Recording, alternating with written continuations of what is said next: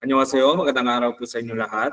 So ngayon, i-continue na po natin yung pagsagot ng mga EPS topic, reading, tsaka listening section dito sa Book 1. So Chapter 5 na po tayo. Simulan po natin sa reading part.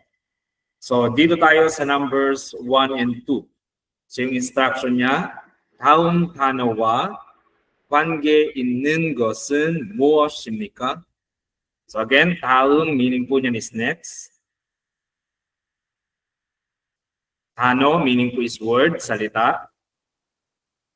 Merong wa, yung wa meaning po niyan is and or with. 관계 있는, so 관계 있는 sa English, related.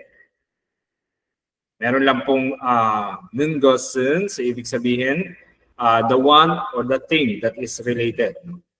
무엇 is what, ano.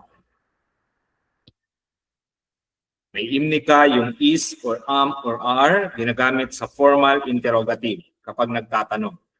So yung sabi lang po dito, what is related with the next word. Sa Tagalog, ano daw yung may kinalaman or may kaugnayan sa kasunod na salita. So, number 1 tayo. So ano kaya yung may kaugnayan dito o related dito? So pag binasa po ito in Korean, Chirwol, Shibuil.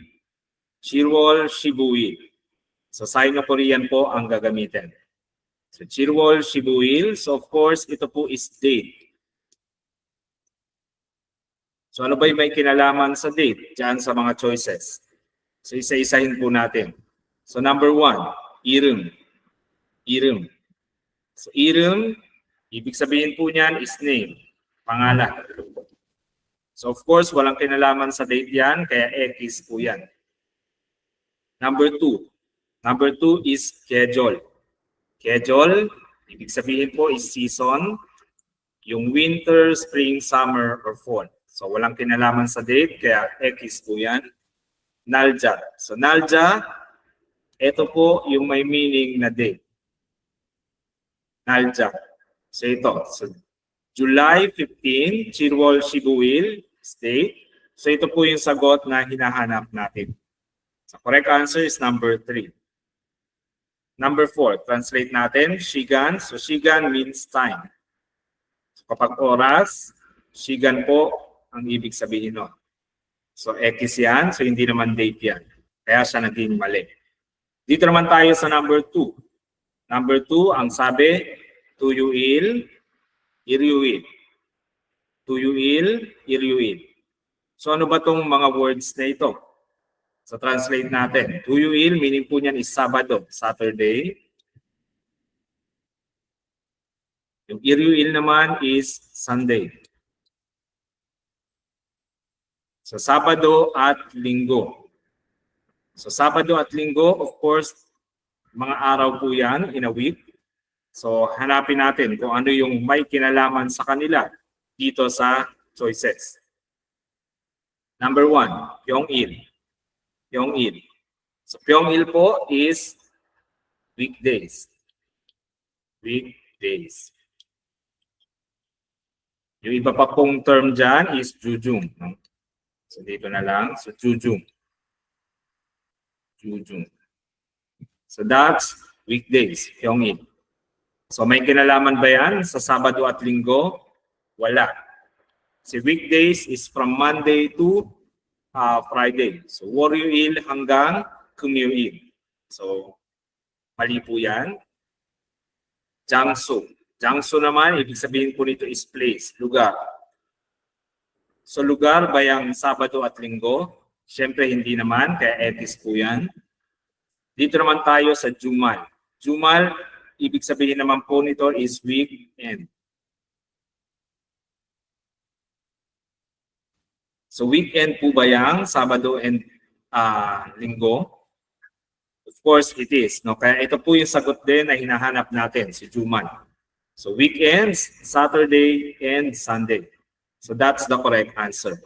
So itong number 4, bakit kaya siya mali? So mulgon, ibig sabihin po niyan is object, bagay. Siyempre, hindi naman bagay yung Sabado at Linggo, kaya mali din po yan. So again, correct answer is number 3. Next po tayo, dito tayo sa 3 and 4.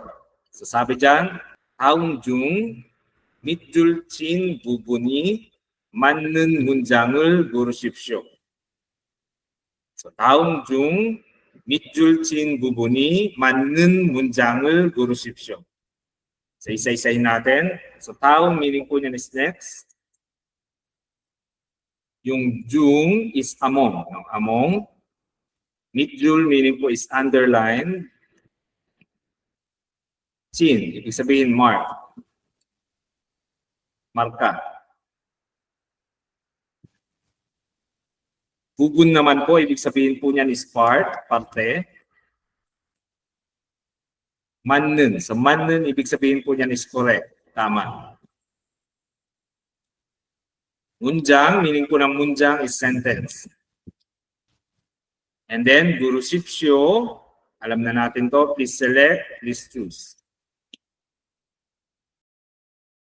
Tagalogin natin para mas maintindihan. So sabi dyan, piliin yung sentence na tama, yung part na may marka ng underline sa mga sumusunod. So yun lang siya in Tagalog. So, pipiliin natin yung sentence na may tama na naka-underline. So isa-isahin po natin to. So number 1, sabi, utjang. Sobrahin po muna natin to. So dito tayo sa number 1, sabi, utjangga isoyo. Utjangga isoyo. Yung naka-underline is yung ga. Tama kaya ang paggamit dyan? So hindi po. Ga is a subject marking particle. Hindi po tayo gagamit ng ga kapag yung last letter ng noun natin is consonant. So dapat po is i. So dapat dyan is utjangi isoyo. Meaning there is a cabinet or closet. Yung lagay ng damit. No? So meron daw cabinet. So again, mali yung pagkakagamit ng subject particle kaya X po yan. Dito naman tayo sa number 2. Sabi, 저는 농부이 아닙니다. So again, naka-underline is subject particle na i. Pero mali yung pagkakagamit sa kanya kasi yung last letter ng noun is a vowel. Vowel na u. So kapag vowel yung last letter ng noun, yung subject particle na dinidikit should be ga. So dapat, 저는 농부가 아닙니다. So, translate natin. So, 저는 meaning po niyan is I, ako. Ako. 농부. 농부 meaning po niyan is farmer, magsasaka. Farmer. And yung ga, yung subject marking particle. So, kailangan lagyan ng subject particle kasi yung kasunod natin is 아닙니다. 아닙니다 meaning po kasi niyan is not. Pwedeng are not. Pwedeng am not. Ito po yung kabaliktaran ni imnida.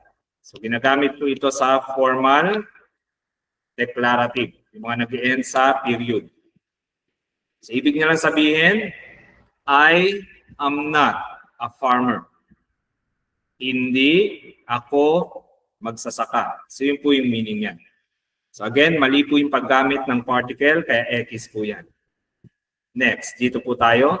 Number 3, sabi, 저는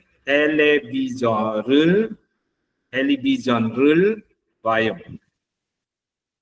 저는 텔레비전을 봐요. Yung naka-underline is yung 를, which is an object marking particle. So tama, dapat object particle yung idikit mo dyan, pero mali yung pagkakagamit ng object particle. So kapag yung noun is nag-e-end sa consonant, hindi dapat 를. Dapat ang dinidikit is ul. Basta nag-e-end sa consonant yung noun, yung object ng sentence. So, since mali siya, so X din po ito. Pero translate na rin natin. So, 저는 is I, ako. Television is TV. Pinapanood, TV. So, katunog lang din, television.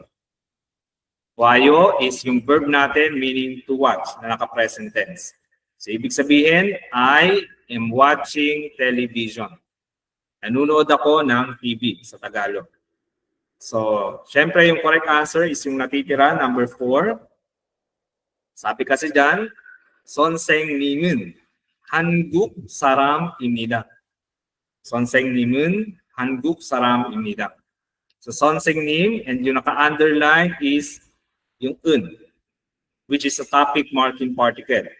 So, correct po yan kasi tama yung pagkakagamit sa kanya. Yung noun po natin is nag-end sa consonant, kaya ang dapat nilalagay is un.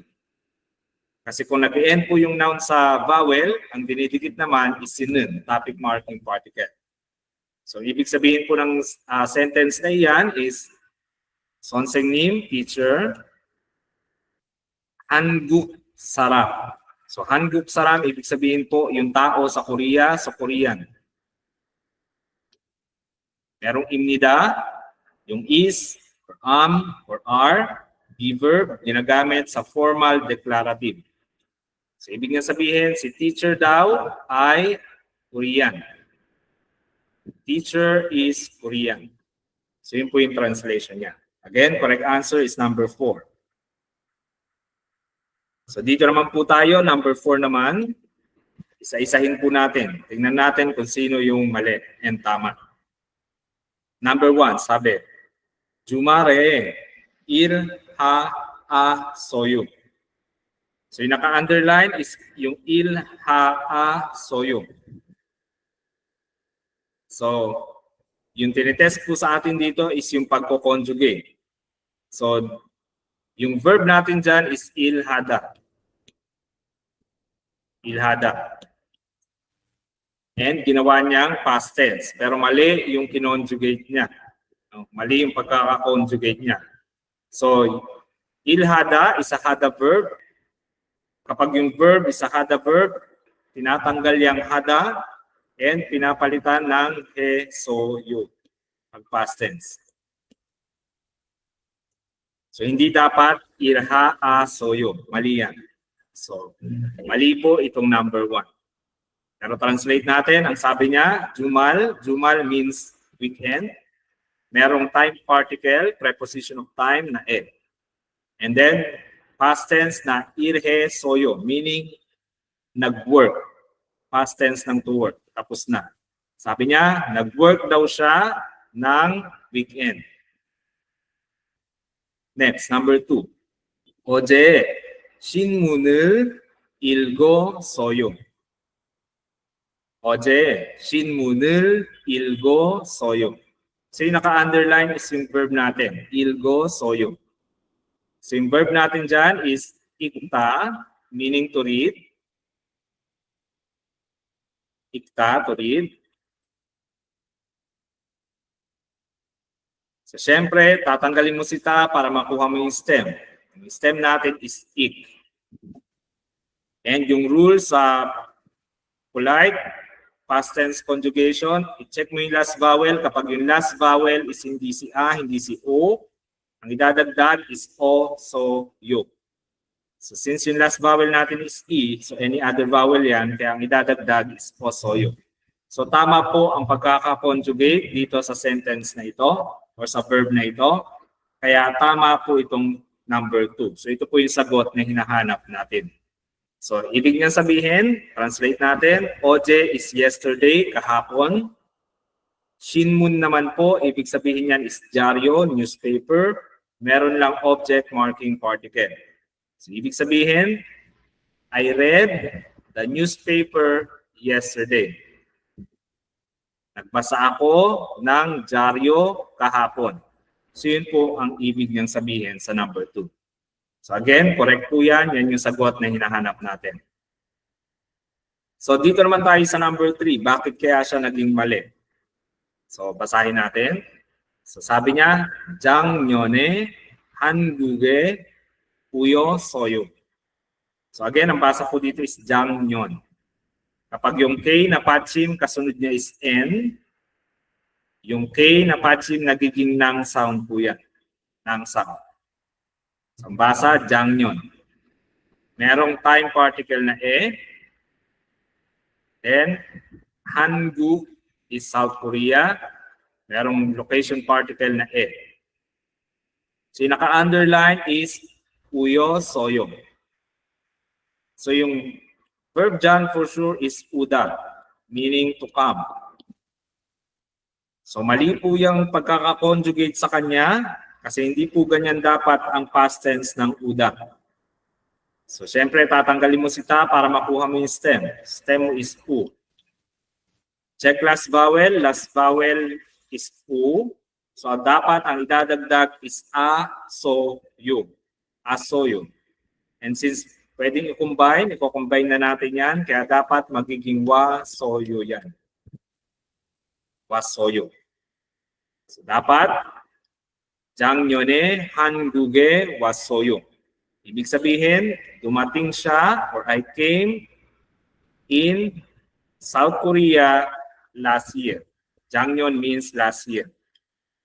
Dumating ako ng South Korea last year. I came to South Korea last year. Yun yung ibig niyang sabihin. So, mali yan, number 3.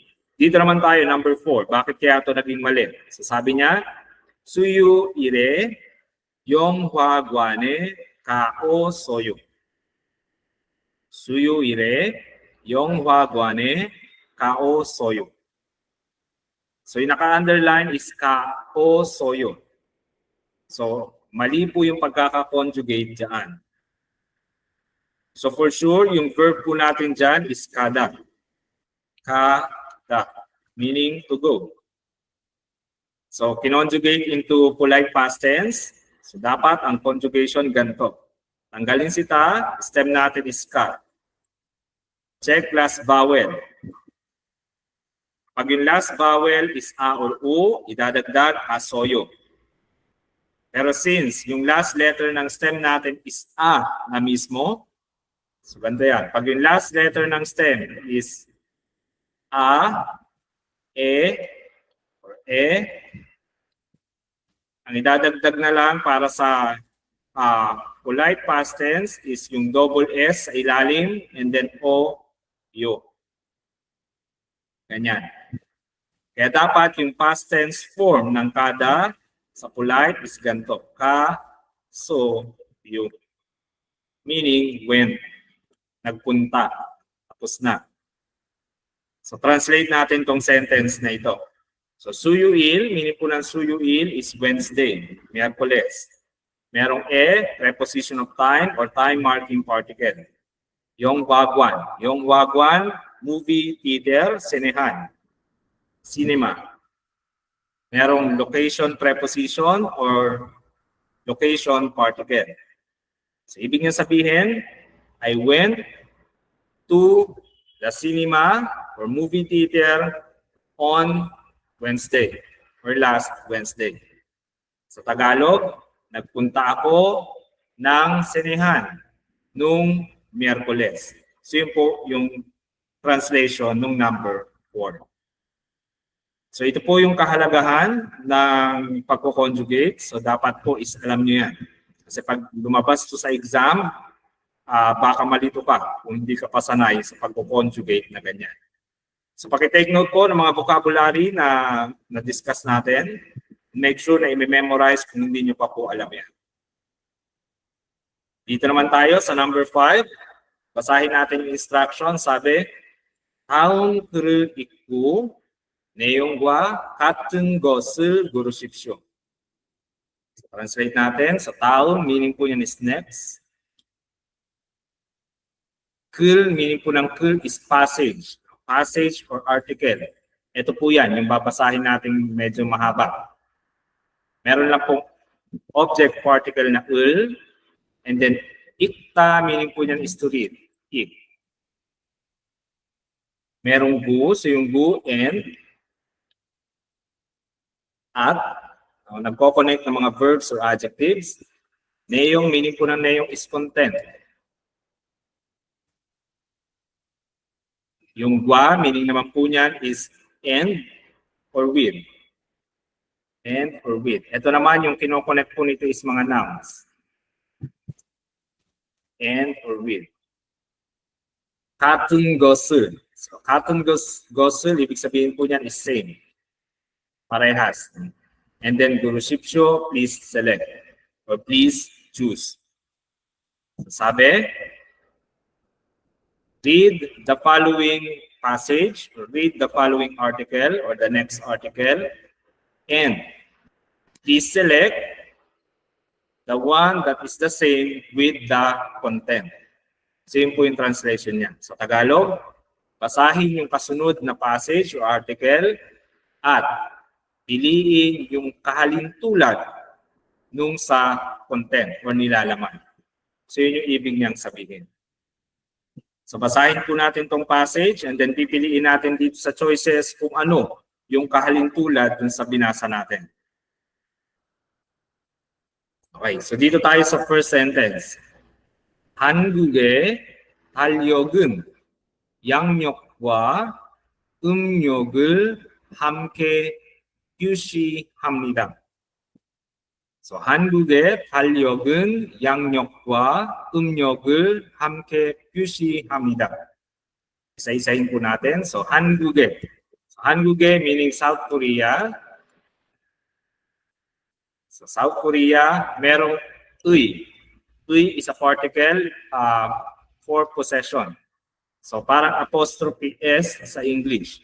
So, ibig sabihin, South Korea's. No? South Korea's Talyok. Talyok meaning po niyan is calendar. Yangyok meaning naman po nito is solar calendar. Solar calendar. Merong gwa, so yung gwa, N. At sa Tagalog. Umnyok. Umnyok meaning naman po nito is lunar. Lunar calendar.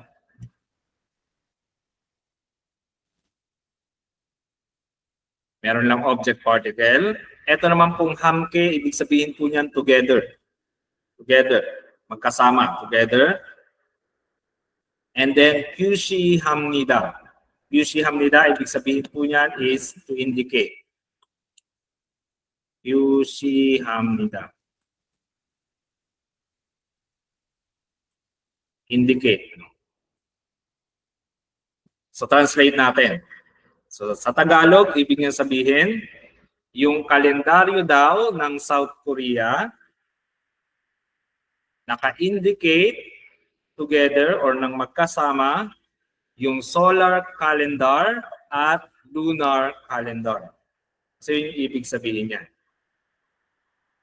So sa English, South Korea's calendar indicates both solar and lunar calendar. So yun yung translation niya. So kung hindi nyo alam yan, yung solar calendar po, ito po yung kalendaryong sinusunod po natin. Solar calendar po ang tawag doon. Lunar calendar naman po, yun yung kalendaryong sinusunod na mga inchi. No? So yun siya, yun yung kaibahan niya. Next, tuloy natin. 회사와 학교의 일정, 국경일 등은 양력을 기준으로 합니다.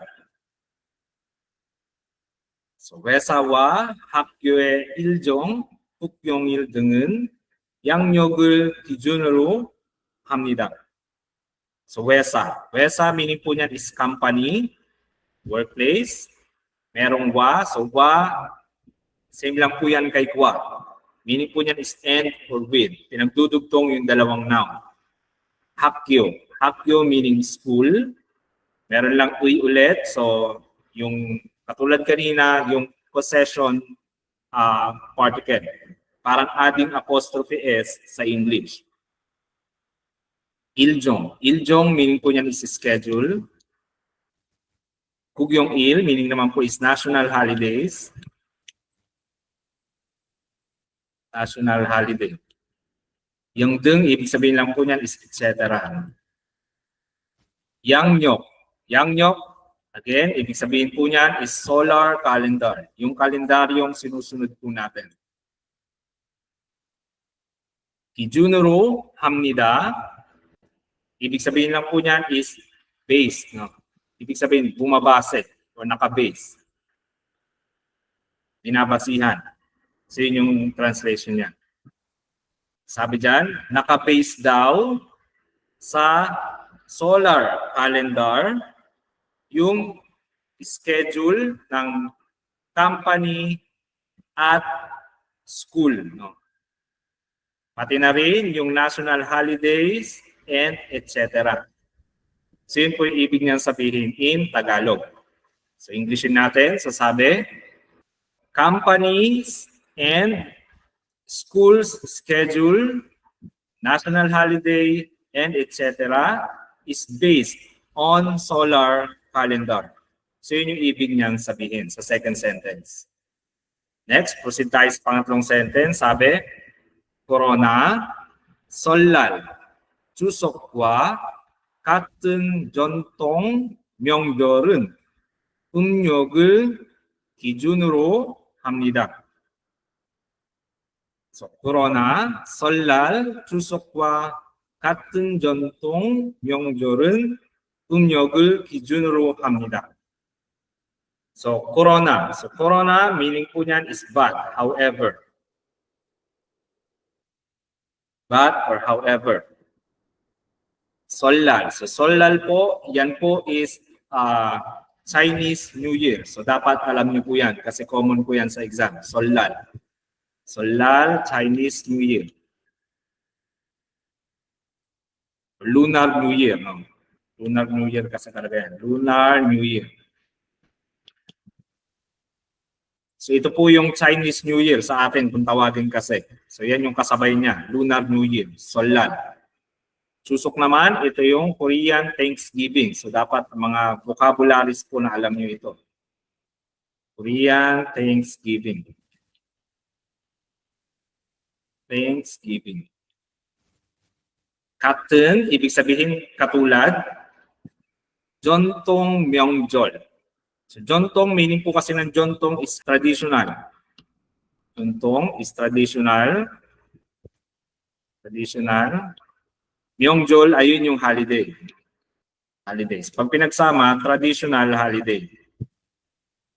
Mga sinaunang holiday, ibig sabihin.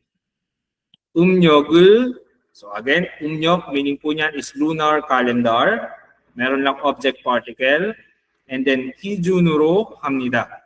Kijunuro 합니다, ibig sabihin again, based, bumabase. Yung ibig niyang sabihin. So sabi dyan, pero, yung Lunar New Year daw, Chuseok, at mga katulad na sinauna or traditional holidays, naka-base daw sa lunar calendar. So yun yung ibig sabihin ng pangatlong sentence. So Englishin natin, sasabi, but Lunar New Year, Korean Thanksgiving, and same traditional holidays are based on lunar calendar. So yun po ang translation niya.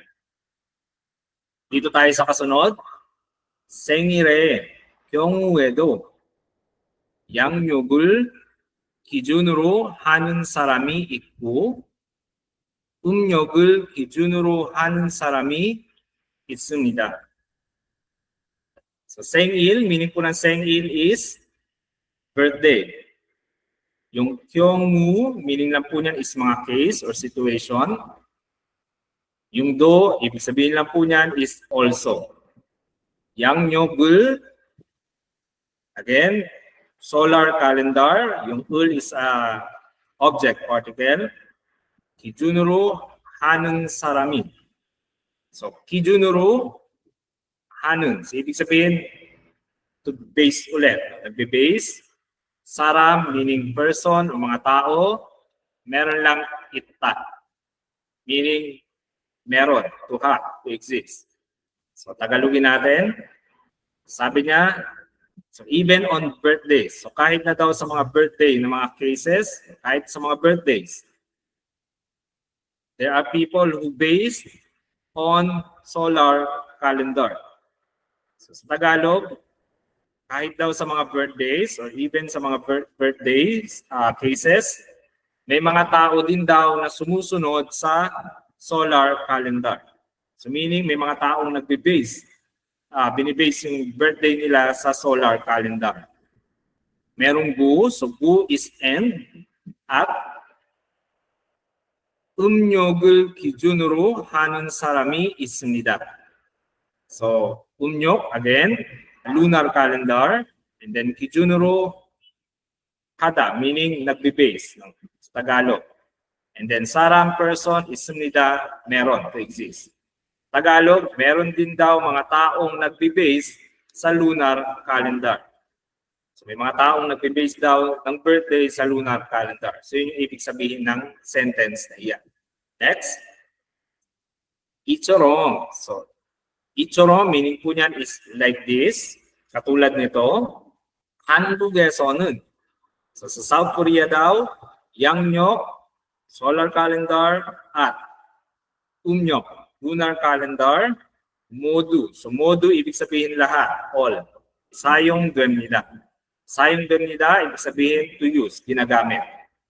Sabi dyan, in Tagalog, ginagamit daw lahat yung solar calendar at yung lunar calendar sa South Korea katulad nito. So yun po ang ibig niyang sabihin. So both lunar and solar calendar are used in South Korea in this way. So yun yung translation niya in English. So paki-take note po ng mga vocabulary muna dyan bago ko barahin. Mga importante po yan, mga talagang magagamit nyo yan sa exam. So barahin po muna natin itong mga ito. And then try na natin siyang sagutan. So number 1, sabi, 한국에는 음력 달력이 따로 있습니다. 한국에는 음력 달력이 따로 있습니다. So, 한국에. So, ibig sabihin, sa South Korea daw, merong topic particle, 음력 달력. 음력 달력, ibig sabihin po niya is lunar calendar. Merong subject particle, taro. So, taro, ibig sabihin po ng taro is separately. So, separately. Separate. 있습니다, ibig sabihin to have, to exist, meron. So, sabi dyan, meron daw separate na lunar calendar sa South Korea. Meron daw separate, meaning nakahiwalay, na lunar calendar sa South Korea. Tama ba yan? Mali po. Kasi first sentence pa lang sinabi na yung kalendaryo daw sa South Korea, naka-indicate pareho yung solar at lunar calendar. So yun yung ibig niyang sabihin. So walang nakaseparate kasi parehas silang naka-indicate sa isang kalendaryo. So mali po yung number 1. Number 2, 회사의 일정은 음력을 기준으로 합니다. 회사의 일정은 음력을 기준으로 합니다. Sabi dyan, nakabase daw sa lunar calendar yung schedule ng company. So sa second sentence, puntahan natin ang nakalagay dyan. Yung schedule ng school at companies ay nakabase sa solar calendar. Mali po itong sentence na ito. So hindi po nagbe-base sa lunar calendar. So number 3 tayo. Sabi, 음력으로 생일을 기념하는 사람도 있습니다. 음력. So, 음력, lunar calendar. 생일, birthday. Eto, 기념하다. 기념하다, meaning po niyan is to commemorate. Commemorate or to celebrate. Sara, meaning person, tao. Merong do, also, 있습니다, meron, to have, to exist. So, sa Tagalog, sabi, meron daw ding mga taong nagse-celebrate ng birthday on lunar or using lunar calendar. So yung puro kasi meaning po niyan is by or using or sa pamamagitan ng. So again, meron daw ding mga tao na nagse-celebrate ng birthday gamit or using lunar calendar. Tama ba yan? Balikan po natin yung pang-apat na sentence, yung may nakalagay na sengil. So may mga case daw, yung mga cases naman ng birthday, sabi, merong mga tao na nagbe-base sa solar calendar at meron ding mga tao na nagbe-base sa lunar calendar. So meaning, tama itong sentence na ito. So ito yung sagot na hinahanap po natin. The correct answer is number 3. Again, ang sabi, meron ding mga tao na nagse-celebrate ng birthday using lunar calendar. Sa English, there are also people who celebrates their birthday using lunar calendar. Number 4, bakit kaya ito naging mali? Sabi dyan, 한국의 전통 명절은 양력을 기준으로 합니다. So, 한국의 South Korea, merong possessive particle, yung apostrophe S sa English, 전통 명절. So, 전통 명절, ibig sabihin traditional holidays. 양력, solar calendar, 기준으로 합니다, based, naka-based. So, balikan natin kung saan nakasulat itong 전통 명절. So, dito mo siya makikita, 전통 명절, sa pangatlong sentence.